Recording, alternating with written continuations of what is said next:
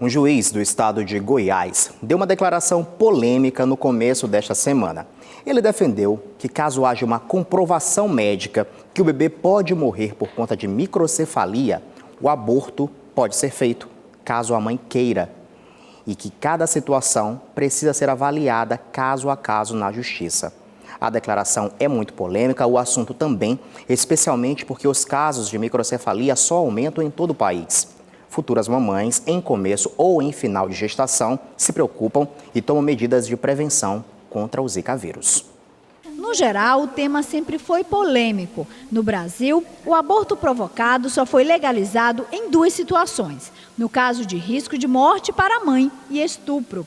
A questão foi levantada depois que um juiz em Goiânia declarou ser a favor do aborto em crianças com microcefalia, com previsão de morte para o bebê. Este advogado explica que, mesmo com essa confirmação, a opção continua ilegal e detalha por quê. Existem os casos em que o aborto é legal, o aborto necessário, a mãe pode estar correndo risco de vida e, para salvar a vida da mãe, se não tiver uma outra saída, faz o aborto. E o outro vindo do estupro, o resto é ilegal. Agora, no caso da microcefalia, eu não vejo nenhuma chance para ser legal o aborto. Por quê? Porque nascem e vão viver as crianças com microcefalia. Não é coisa de agora. Existem muitas famílias que têm crianças com microcefalia que vivem.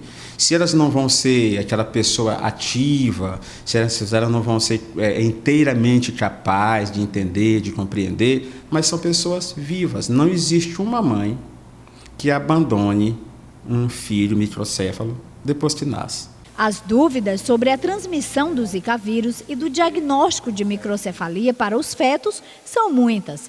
Este professor do curso de Medicina da Universidade Federal do Maranhão explica como esse contágio pode acontecer. Se o perímetro cefálico dela está muito abaixo da média, mas é muito perigoso fazer esse diagnóstico antes do nascimento, diagnóstico antinatal. Ele lembra também o tempo em que a mulher pode engravidar com segurança depois de ter contraído o Zika vírus. Teoricamente, assim que os sintomas se vão, você já não tem mais vírus no seu corpo e você poderia engravidar. Mas, de novo, você não vai encontrar isso em artigos científicos, alguém que peite essa questão e fale assim que os sintomas forem embora, pode engravidar. Então, as sugestões são de esperar 1 mês, 2 meses, né? Não precisa deixar de engravidar, não é isso, né? O Ministério da Saúde não fala isso. Com os 9 meses completos, Márcia procurou desde o início da gravidez fazer o pré-natal, os exames de rotina e o principal, tirar todas as dúvidas sobre o Zika vírus. No começo da gravidez, que era o período que estava em formação, né, da criança, aí é o período que a gente precisa ter mais cuidados, né? Fazendo exames, né? Pré-natal direitinho, acompanhamento médico. Muito esperado, Benjamin Azaf já tem enxoval completo.